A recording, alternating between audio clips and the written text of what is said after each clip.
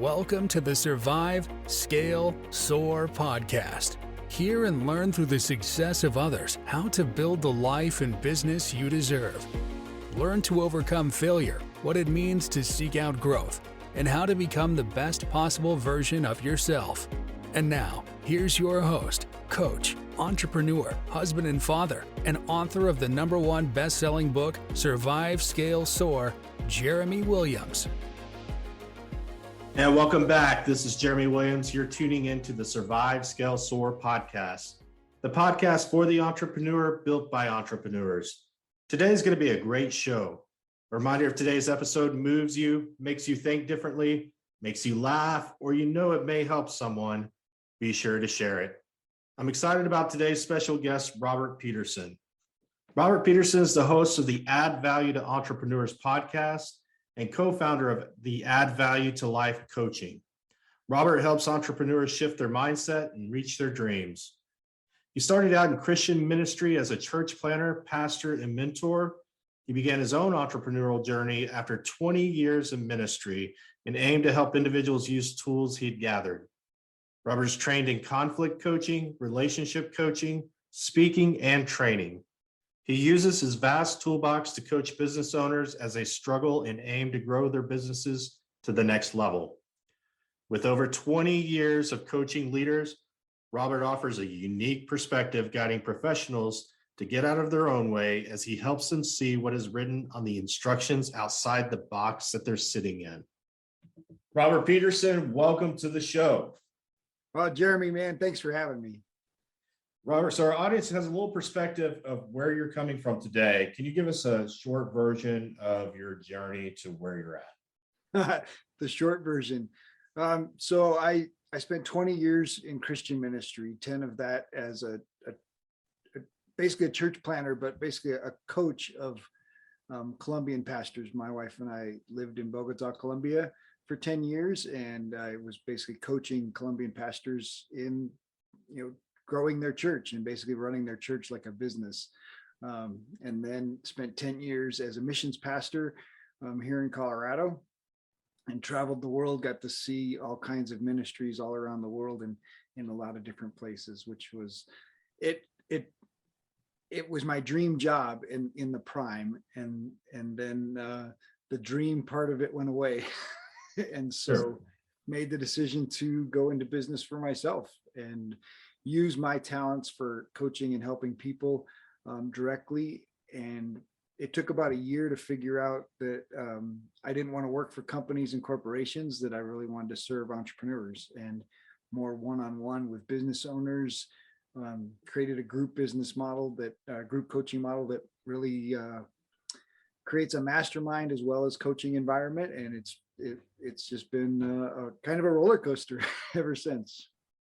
That's incredible. And I was reading up on you and how you've traveled the world and being in the ministry for 20 years, and really you're still in the ministry. It's just a different group of people that you're helping right now. And it's that small business, the entrepreneur. And I'm really excited about today's topic, which is one of the strategies I have in my book, Survive, Scale, Soar, that is the chapter is It Takes Work. And Robert, when we talk about building a business, we know that it takes work. I think sometimes people underestimate the amount of work that goes into building a business. Do you see this miscalculation that building a business is easy with business owners you have conversations with in today's world? I think it's just different, right? I think people think, I think the challenge is many people start their own company and they end up just owning their job, right? And so they become business owners and they're skilled at running their business. You see this a lot with lawyers and with others, and they're really good at their skill, but the business part around it, they don't necessarily, want to take on a lot of those things, the marketing, the accounting, all these things that you take on as a business owner. And I think, I think that's where you end up working hard, right? You end up working hard in these areas that you're not an expert in, and you have to take on all of these roles. And in many cases, you're you get overwhelmed pretty quickly, right? Because now you're a business owner, and really all you've done is own your job. And I think Right. Robert Kiyosaki wrote that the best, that you want to get past that owning your job to the place where your business is fulfilling your dream and helping you become the person you want to be in the world, right? Yeah, I think it's that passion, right? If somebody's an attorney, they're passionate about law and how that can help others. And there's all these other things that are happening around the business. Maybe it might be accounting, right? How do you process the payroll, or how do you process the fees that the service fees you're going to be charging, and all those different things that people don't think about, a business plan, or how do I grow this or scale it? And yet they're really, really good at the lawyer part. And I see a lot of business owners too get trapped in that. Do you think it's not fully understanding what the business is, or do you think some of that might be ego? I can do everything better. There's definitely a combination of those two things, right? Like, oh, I can do it better, or I don't want a boss, right? I think that's kind of one of the big drivers for people to start their own company is I don't want a boss. And of course, you become an entrepreneur and everybody becomes your boss. Right? I mean, even a real estate agent, right? You can be working for an agency, but the truth is your clients become your boss, and you're there to serve them and take better care of them. And really, if you don't want to work and you don't want to put in the work, don't become an entrepreneur. Yeah. I get people, oh, it must be easy. And because they think when I talk about coaching, or, they ask, what do I do? Well, I talk to people, and they're like, that's all you do. And they don't understand that there's the minutia, there's the big complexities, there's all these different things that you have to do to actually successfully run a coaching business. And you know that as well. Do you think people seek that out? So part of it is not having a boss. Do you think people are going to be seeking that out more with just everything that's happening with the pandemic and people working from home, and corporations deciding they're going to get more efficient and scale down with people? Do you see more people looking and maybe considering opening a business? Well, there's so many more challenges right now, right? Like childcare, right? COVID's created this opportunity where you're working at home, but is it okay to have your baby interrupt your call? Is it okay to have your kids sitting right next to you working on their computer doing their homework at the same time? And then they say, well, we want you back in the office, but they're not providing a solution for childcare. Now that we've had nearly 2 years of working at home with our kids, what are the options? We got to create some better options. I think nurses are starting to recognize there's options for them to do nursing, to take care of people, to teach people healthcare things that they don't need to go into the hospital and put themselves at risk. And so, nurses are leaving in droves, teachers are leaving in droves, and they're finding other opportunities to teach people online, to use their skills in different ways. And I think entrepreneurship, I believe entrepreneurs are going to save the world. I think entrepreneurs solve problems faster. They're more agile. They create solutions to some of the social issues that are out there, because they can address these issues far faster than a corporation, or certainly than the government is going to. And they create solutions that are creative, they're innovative, and they're just willing to experiment more. Whereas, the big corporation and the government just thinks they have these solutions. But of course, we've recognized over the last 2 years that, yeah, you guys, you might have some good ideas here, but your implementation is terrible, right? You're creating this us versus them. You're creating this model where people feel, alienated and left out. And wow, how is that a great solution, right? And so their communication is terrible on top of, their implementation. Yeah. I've been awake to it for a long time, almost my whole life. My family's been entrepreneurs for generations back. And so I've always been aware of government versus, small business. And I think, though, a lot of people are waking up to it and seeing that there may be opportunity there. Yet I think the biggest challenge is exactly this: is it takes work. Hmm. So somebody's sitting there maybe in the corporate world right now, and they're thinking, you know what, I'm going to start a real estate practice, or I'm going to become a CPA for small business owners and leave the corporate world behind, and maybe one of the big fours, and just go out and do it on my own. Or they want to coach, or they want to, whatever it is that they want to build. Like, what should they do first? They've got to just be the expert, right? They've got to show the world that they're the expert, and so they've got to start putting out content, creating an audience, right? Creating a following to their stuff, right? Finding people that like the way they're talking, they like the way they're communicating, they like the stories they're telling, and that's the opportunity for them to be their authentic self, right? Share their frustrations, share what's happening in the world, and see what people start to gravitate towards, right? Especially if they want to be a coach, right? Coaching is it's the wild, wild west out here, man. Sure. Oh, absolutely. And so you've got to choose a niche, you've got to narrow it down, and you've got to find out whether or not people identify with you. And if you're your authentic self, there's going to be people that want to hear your voice. There's going to be people that love your story, and they're going to gravitate towards you. But you've got to be willing to put out content. You got to be willing to make some videos. You got to be willing to put out some things on Facebook or LinkedIn or Instagram that people can connect with and say, oh man, I really love those statements. I love those quotes. I love what you're sharing.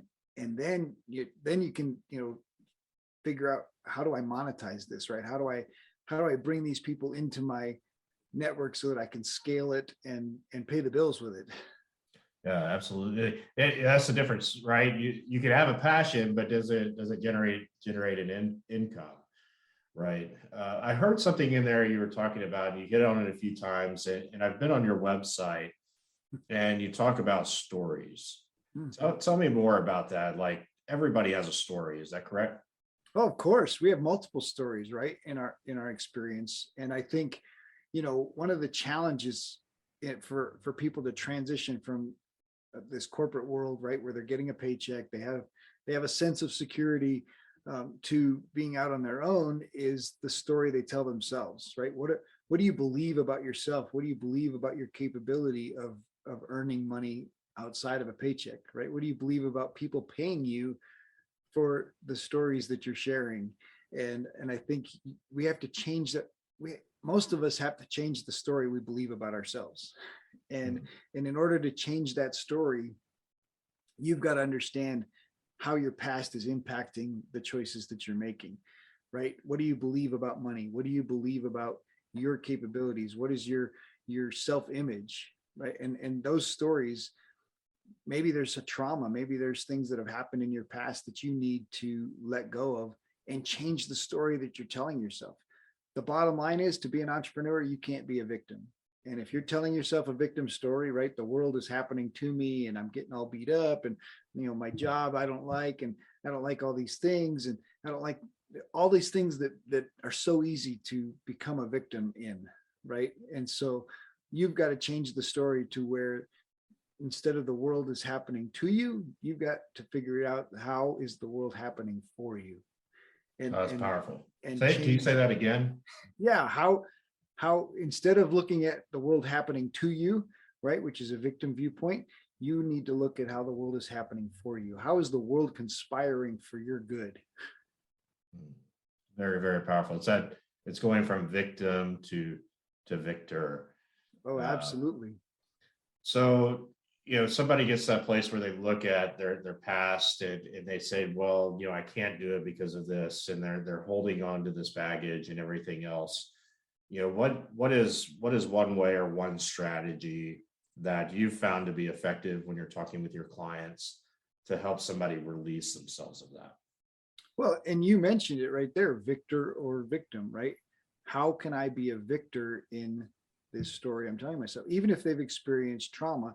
Now, if they've experienced trauma or abuse, I definitely recommend, finding therapy that's going to help you free yourself from that. But for your own sake, and just looking at those events, how can I be a victor instead of a victim? right? How can I find the lesson in this? How can I find the power for myself in this and tell the story to myself in a different way, which of course will free you to tell the story to others in a different way. Terrible, terrible things happen to almost everybody, right? And that's not to minimize somebody's trauma or somebody's experience, but if you continue to see yourself as a victim and these terrible things have happened to you, you've got to change the story to how can I be a victor, right? How can I change this story? You can't change the event, right? That's not what we're trying to do. We're not trying to rewrite history. We're not trying to whitewash it or make it go away, but we're trying to find the way. How can I be empowered by this terrible thing that's happened to me? What is the lesson that I can apply to my life? What is the thing I can do in telling the story that allows me to let go of that thing and not allow that event or the person that committed that event to continue to control me and my emotional responses and how I face the world today? That's really powerful. And I think that's a powerful filter. Like if somebody's sitting there and I always encourage people to ask themselves questions. You know, when we can ask ourselves questions, the brain is forced to arrive to an answer. Absolutely. And, you know, if you could ask yourself, am I being a victim today? And you can say yes to that and be authentic about that, then you've got some things to deal with before you can be an entrepreneur or small business owner. So absolutely. Well, and asking yourself why am I choosing to be a victim in this? Because I know that I don't want to, right? That disempowers me, right? By allowing myself to choose, how can I be a victor in this, right? How can I find the victory for my future self? That empowers you. And the truth is, in this is an empowerment game. We want to empower ourselves. Why would we allow the world around us to take away our power, right? And being an entrepreneur, you want to get as much of that power back as you can, because that's what you need to run your business. That's what you need to serve the world and put yourself out there as a problem solver, because that's really what entrepreneurs are. We're problem solvers. Find the problem that you solve, right? And you asked earlier, you know, what should they be doing? Well, I think it's, you know, what are you passionate about? You mentioned passions. The second thing is, what do your friends and family and neighbors ask you about, right? What are they asking you for help with? That's another clue, right? Your passion, and what are you able to help people with? What problems are you solving in their lives already, right? And those are clues to who this entrepreneur inside you really is. What is that purpose that you were put on this earth to serve people really is? Because that's what we do. Entrepreneurs figure out, how do we solve a problem in the world, and if we solve that problem really well, we get paid really well. yeah, it's those, I see it all the time. These business owners will go out and, you know, it's something they're passionate about, and they create this opportunity and nobody needs it. And so they're wondering why, like, nobody's buying the service or product or whatever it may be. And they didn't take that time to go out and ask the people closest to them, you know, do some research and realize, you know, what are really people seeking or searching for.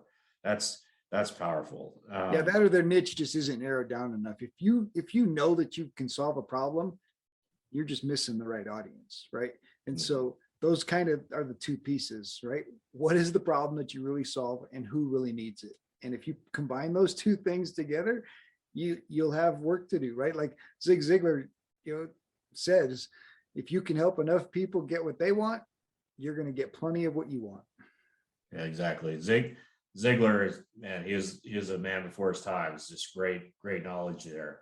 Absolutely. So it takes work, and we know that. And I think intuitively, most people know that. Yeah, we live in a world today where people, they're looking for the shortcut. They're looking for the easy way. They misinterpret work smarter, not harder, I think, to some extent. What's your thoughts around that? And we'll end on this topic and then dive into a book you've written, but smarter, not harder. How are people misinterpreting that in this world? Well, I think we've come to believe that you can brain your way out of it, right? Like you can get microwave solutions. We all want, you know, the microwave solution, the Amazon Prime shipping. We want everything solved for us in 2 days, and of course, it doesn't happen that way. I love Mike Rowe. I'm a huge Mike Rowe fan, and Mike Rowe basically says, yeah, work smarter, but why not work harder and smarter? right? And that's really what good entrepreneurs do. They do work smarter. We're not looking for shortcuts. We're not looking for get rich quick. We're looking for, how can I serve the most people and take care of the most people so that I get the most reward? And that's really work smarter and harder. And when you combine those two, man, you can become an unstoppable force as an entrepreneur, as a business owner. And that's, I think, true entrepreneurs at heart want to serve the most people possible, and they want to make the biggest impact. And they know, to make the biggest impact, I've got to put in the time, I got to put in the hours, and they want to, because when you're working in your passion and you're helping solve people's problems, you just feel so doggone good that you just want to keep on doing that more and more. And so, yeah, forget about the shortcut, forget about the get rich quick, because first of all, those ideas are not truly entrepreneurial spirit, right? Those are just, that's the lottery, right? That's the guy buying the lottery ticket. That's the guy looking for, they're going to take their money and go up here. They'd go up the mountain and gamble with it at the casino. And that's not good use of your resources. And so recognizing, work smart and work hard, and you're going to really get what you want, because you know that you can make the biggest impact and have the biggest influence in the world. And I think true entrepreneurs at heart, that's the piece that you've got to capture. That's the mindset pace that you have to change, is how can I serve more people? How can I make a bigger impact in the world? And recognize that reward's going to come for making that effort, putting in the work. Yeah, that's awesome. From that, I heard work smarter and harder. We hear work smarter, not harder, and it's really and harder. And it's really about impacting more people, and by impacting more people, the reward you receive back. I'm really big on giver's gain. The more that you give, the more that you put in, the more that's going to come back to you. And the only way you're going to do that is work smart and hard. All right, Robert, you just released your book. I mean, it's like almost hot off the press, The Entrepreneur Mindset Shift. Tell us a little bit about the book. Yeah, so it's just kind of crazy. I actually started with the idea of writing it was really writing the things that we weren't taught in school, right? The idea of how money works, the idea of how our finances work, the idea of how relationships work. And so I really started out to write a book to my kids and tell my kids, hey, these are the entrepreneurial ideas that nobody taught you. And I feel bad because my kids are adults now and I haven't taught you, right? Mm-hmm. And then I just whiteboarded this thing out and originally came up with 8 and ended up with 10 chapters. And it really became, these are the growth characteristics of success that I've seen through the guests that have been on my show, through my experience as an entrepreneur, and just through this network of entrepreneurs that I've worked with over the last 3 years. These are some of the characteristics that you just gotta shift your mindset about these ideas. And it really is, how your mind works. It's taking 100% responsibility for your life. It's understanding the impact of your relationships on your business. And it's crazy the number of entrepreneurs that I've worked with that say, well, I can have a poor relationship with my father and still build this business. And it's like, I can have a poor relationship with my former boss and still build this business. I said, you can, but if you take care of that relationship and you find forgiveness and you just let go of, these hurts that are you're holding on to, you can build your business further, faster, and have a bigger impact. And so, yeah, it's kind of crazy. I started the book on December 27th. I did the brainstorming, and January 5th, talked to a publisher. Today it's February 4th. I know this is going to launch a little bit later, February 18th, but I've already seen the print proof, and the printer is actually printing the first 200 copies. And so it's been a high speed roller coaster. That's amazing. And for the audience out there that, are thinking about writing your book or say, I can't do it. This guy just wrote a book in about a month. And so, there are no excuses, right? There is no victim. You can't be a victim. If you want to write a book, you can do it. You just gotta have the focus. And it's beautiful that you wrote your book thinking about your kids. I wrote my book, Survive, Scale, Soar, very similar in it being like a manual for my kids. It's to help everybody. Yet I had my mind of how to help my kids, because like you said, there's a lot of the things that I'm sure that you discuss in your book that aren't being taught, and they're not being taught to adults either. They're not a college class, and it's a lot of it to the entrepreneur that's having success. It's intuitive. Yet we realize that we've had to learn those things over time, or dislearn things over time. And so that's really awesome that you've been able to do that. Well, I love that you dedicated your book and you wanted to leave those 7 principles to your kids. And so I love your 7 principles, and I love that your heart was for your 2 kids, and making sure that, hey, if I don't leave any other legacy, I'm leaving you with these little instructions that'll make a difference in your life. Absolutely. Well, how do people get a hold of you? If somebody wants to reach out to Robert Peterson, how do they reach you? Yeah, so my website's addvalue2life, so addvalue2life.com, and you can find our contact information and all the information about what we're doing. And of course, if you want to pick up the book, it's just at addvalue2life.com/shift, and awesome. Pre-orders are available. So super simple. Robert, appreciate having you. Robert Peterson with Add Value to Life, and also the author of the Entrepreneur Mindset Shift.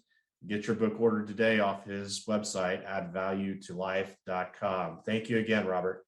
Thanks, Jeremy. Appreciate you. All right. Until our next episode, onward and upward. Thank you for listening to the Survive, Scale, Soar podcast.